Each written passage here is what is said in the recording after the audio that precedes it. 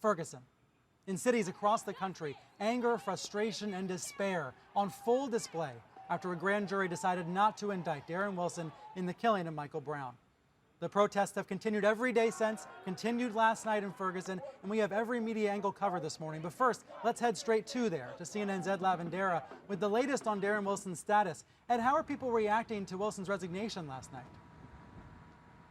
Well, a lot of people who have been against Darren Wilson since the August shooting of Michael Brown say that it has taken too long to get to this point. But in many ways, Brian, not a lot of people around here, whether you supported Darren Wilson or not, never really imagined any possible way that Darren Wilson could continue on the police force. Last night, his attorneys released a statement on his behalf saying from Darren Wilson that it was my hope to continue in police work, but the safety of other police officers and the community are of paramount importance to me. So Darren Wilson, after more than 3 months being on paid administrative leave, is now officially gone from the Ferguson Police Department. Brian? Ed, thanks. Appreciate it.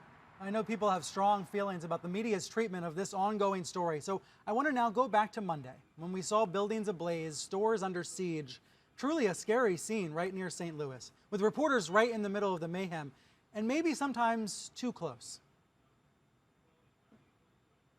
Tear gas. Tear gas.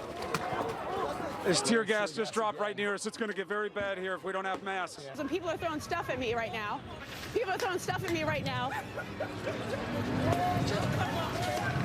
It's that kind of scene out here right now. Whatever is inside, whether it's... Sorry, I just got hit by a rock. Very fat. Ew, that's gunfire.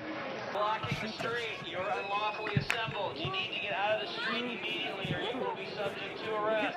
Get our face, otherwise you can get kicked. And we just had a big volley. There's another round that just went out of the tear gas coming out of the police vehicles. There's a fire that was set to the building. They're kind of blocking our exit. We've just heard dozens of gunshots. Come on. Come on, Draggy. Come on.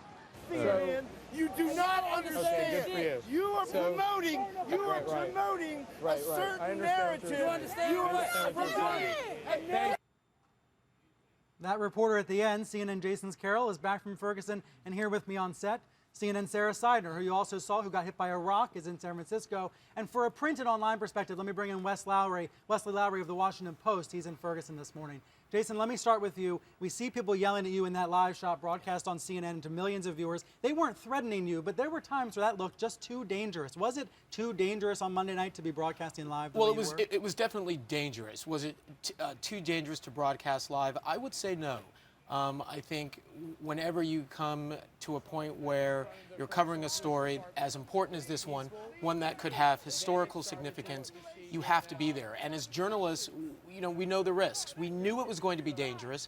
I had been receiving text messages from protesters for weeks saying that the city was going to burn. So I went in knowing that it was going to be dangerous. Expecting it. Were you wearing a bulletproof vest? What kind of precautions were you taking? I did not have a bulletproof vest. I did have a gas mask. I discovered, though, when they lobbed those tear gas at us, it comes so quickly, and I wanted to get the story out. I found that if I just coughed it out and just continued to talk and just moved away from where the gas was coming from, I was okay, or at least I felt okay. It's only after looking at the images now that I realize how close we were.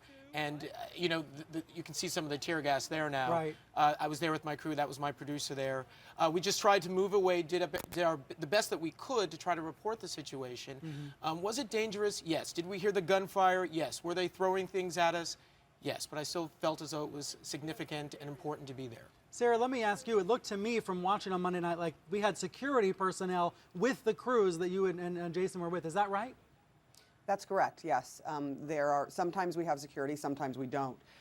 But there came a point in which we all felt like if we're going to be doing this story, that the best thing to do is have at least another set of eyes. I don't know if people realize this, but we're sort of blind with the lights in our faces as we are trying to tell the story. When we're live, we are concentrated solely on what it is we're doing and trying to talk about what's happening around us.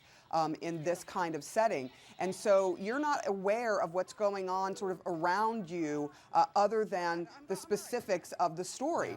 And so when something comes at you, you sort of need someone to be watching for danger while you're doing your job. And you know this, Brian, you know, I've covered wars in different places of the world, Libya, Afghanistan, and so yeah, we can it is show not some of that video yeah. from Libya, Sarah. How did this compare? Two very, very, very different scenarios. One thing that was different in Libya is that we weren't the targets. When I was with the rebels actually wanted us there with them to show what was going on. If you were, though, with the government at that time, if you were reporting on the government, then you were the target. So a very different scenario. What there was a lot of shooting in the air, extremely, extremely dangerous. But when that happened, it was daytime. It was not dark yet. When we were in Ferguson, it was dark and you couldn't see, but you can certainly hear gunshots. And as you might imagine, I know exactly what gunshots sound like compared to firecrackers, which were also being lobbed in some areas. So, you know, it was a different scenario. There were different kinds of dangers there, but we were targets in Ferguson in some ways. I want to say this, though. There were about 10 or 15 protesters who called me up and said, "Do you need help?" They came down there, and it turns out that it wasn't a rock. It was a bottle, a glass bottle that hit me in the head. And they said, "We will help you. Where are you? We heard you were hurt. We're coming there. We're going to get you out of there. We are going to help you." So there were people who were peaceful protesters who wanted to get the message out and who did not want this to happen in any way, shape, or form because they feel like the message got corrupted. The message that they were trying to put out to the world got completely corrupted by violence that they did not want to see. So there were people there that also wanted to help us from the public's view. That's good to know. And let me bring in Wesley here because, Wesley, you were rather famously arrested in August during the earlier unrest, during the protest then. Were there any press access issues that you experienced this week? I know of only one arrest in the past few days, and that was a photographer. And one journalist I only know arrest, of one journalist arrest in the last few weeks. I don't know that there were the same types of issues, and there weren't mass arrests the same way this time around as there were the last time. Many fewer arrests generally. There certainly have been. It's hard to gauge exactly what a press access issue has been in this case. So, for example, the last few days, they've closed down West Florissant, the area that was looted and where the rioting took place. It's been closed as a crime scene, and only for a few hours every day have people been allowed in and out. Some might argue that's an access issue. Others might argue that yes, with potentially millions of dollars in property damage done, maybe they do need 24-hour surveillance and crime scene investigation. So it's been a very different scenario this time than it was the last time. Jason, let me ask you about the word riot because you've covered other periods of unrest before. Yeah. You were at Penn State when that TV news truck got flipped over by a crowd. That was a riot. It wasn't called a riot in the press at that time. You're right. It wasn't called a riot, but it was. And you know, I think that's another point that some of the protesters that I spoke to who were peaceful brought up. They said, we've seen situations like this unrest before. They said, this is a situation where the unrest is for political and social reasons. When we were out at Penn State, it was this, in some ways, we experienced some of the same things that Sarah had pointed out. We were the targets. A lot of those students were upset because they felt as though, as you remember this story, it was the press's fault for coming after Joe Paterno. And I don't mean to compare the two, but it's worth Right. keeping in mind that, you know, when we do see these sorts of moments, even on Friday night in San Francisco, there were windows broken in downtown San Francisco during Ferguson-related protests. There were bottles thrown at police. It didn't get nearly as much coverage, in part because it wasn't as widespread. But I do wonder sometimes there are racial and other factors that are at play here. You know, I think that's a point that a lot of people will be looking at. I just know that in this situation, I agree with Sarah. I think in some ways the cause got corrupted. There were definitely protesters, like the one that you saw there that got in my face. He wasn't there because of Michael Brown.